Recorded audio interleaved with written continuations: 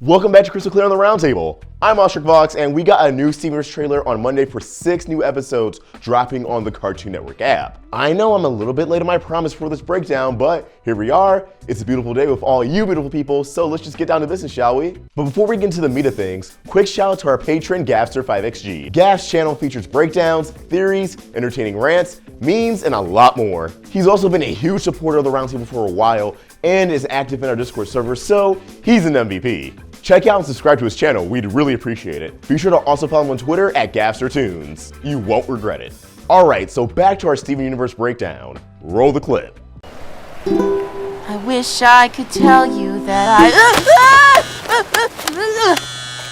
Right off the bat, Steven is playing his ukulele and has crafted the makings of a wonderful song, saying, I wish that I could tell you that which we could assume is him coping with his falling out with Connie in the beginning of Dewey Wins. What do you want to tell Connie, Steven? Huh? Is it that you love her? It is, isn't it? The shippers need to know, Steven. We may actually have a Nurse Sardonyx arc situation on our hands, where 2 lead characters don't speak to each other for a handful of episodes. I don't believe it'll be an entire bomb's worth, as the 2 need to rectify their issues before the episode Lars with the Stars, which I'm hopeful that it'll be included in these 6 new episodes. I told you he'd answer. It's so good to see you. I'm glad you're okay. Steven's private jam session gets interrupted by Peridot and Lapis finally being relevant to the plot, after being conveniently barred while Topaz and Aquamarine were snatching up people left and right from Beach City. No grudges. Now, you may assume this could be from Dewey Wins, but I don't think it is. If anything, I believe this is the episode after Dewey Wins. You can tell because Dewey Wins is animated by Studio Rough Draft, the less favorable of the 2 studios that handle the show. Episodes by them generally have thinner lines, and the art can be a bit janky, while this scene is animated by Studio SMIP, in my opinion, the better studio. Their art has varying line depth and overall just looks beautiful. If you're interested in me doing a dedicated video to talking about the 2 studios and their differences, let me know in the comments. Anywho, this seems to be the first episode storyboarded by Amber Cragg, who was previously a revisionist on the show. She tweeted her first episode goes online next week, and these episodes are dropping on the app next week. And Lapis in these scenes matches her take on the character, so that's very exciting, and what an episode to start on.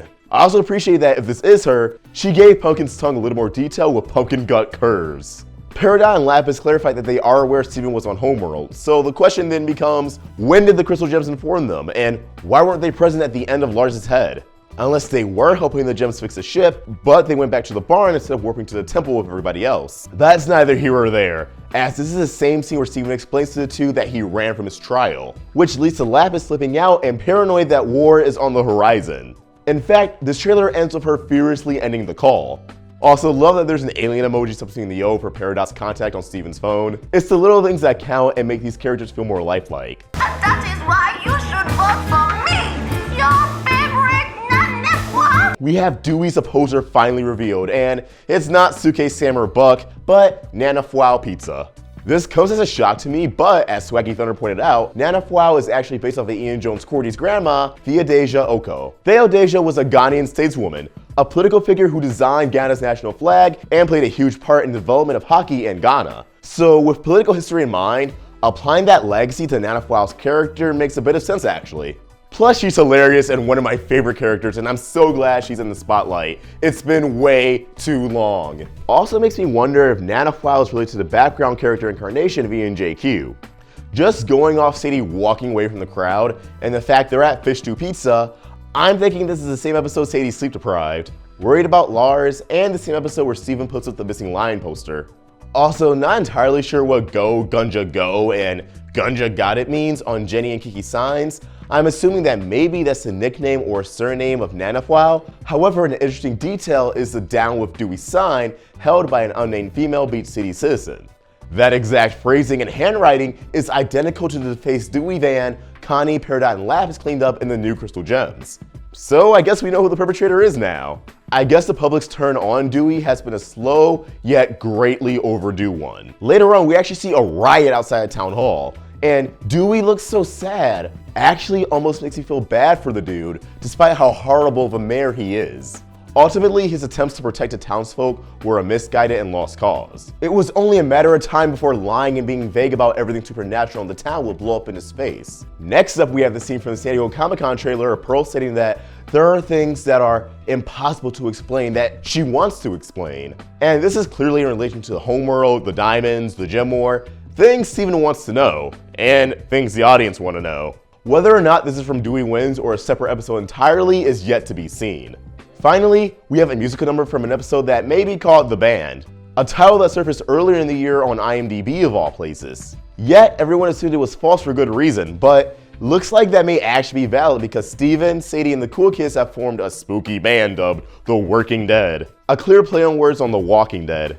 Steven's on guitar, Jenny's on bass, sour cream synth, Buck might be male vocals, and Sadie is leading vocals. Their band looks and sounds very reminiscent of the horror punk genre of music. The Misfits come to mind for me specifically, which makes sense as Sadie has a big admiration for horror films as addressed in Horror Club and the new Lars. Sadie hanging out with the cool kids and being in a band with them seems to continue their friendship that was sparked between them and the good Lars, during the potluck that Lars didn't show up to and got abducted as a result. I'm happy that she's coming out of her shell and befriending more people. Although it's ironic that it's the same crowd Lars tried to be in for so long. Crazy how life works, right? Sadie may be using this band and music in general to express herself and have a better grasp of her emotional state, dealing with the fallout of being abducted and Lars being trapped in space. I love Steven Universe's musical numbers, so this episode really has me pumped. I'm really hoping escapism is in the Lapis and Paradise episode, so that's already 2 songs possibly back to back. But as always, what do you guys think? I know this trailer wasn't as exciting as the last few the networks put out, but keep in mind, just because we may have BTD episodes, doesn't mean all 6 episodes will be centered around them, nor does it mean it won't have any relevance to the overall story. Again, I'm really convinced the abductions serve as the catalyst for the town turning on Dewey. Comment your thoughts below or tune directly to me at AwestruckVox. You can follow us on Twitter, Instagram, and Facebook, all at Roundtable Vids, and on Snapchat at RoundtableYT. We also have a Discord, official Amino app, and Patreon. Links to everything in the description below. If you enjoyed this video, please throw it a like, share it with your friends who just can't wait for these new episodes. And if you're new here, hit that subscribe button, it really helps us out. Turn on that little bell for notifications so you never miss a Steven Universe video from the Roundtable. I hope you all have a good rest of the week. See you next time.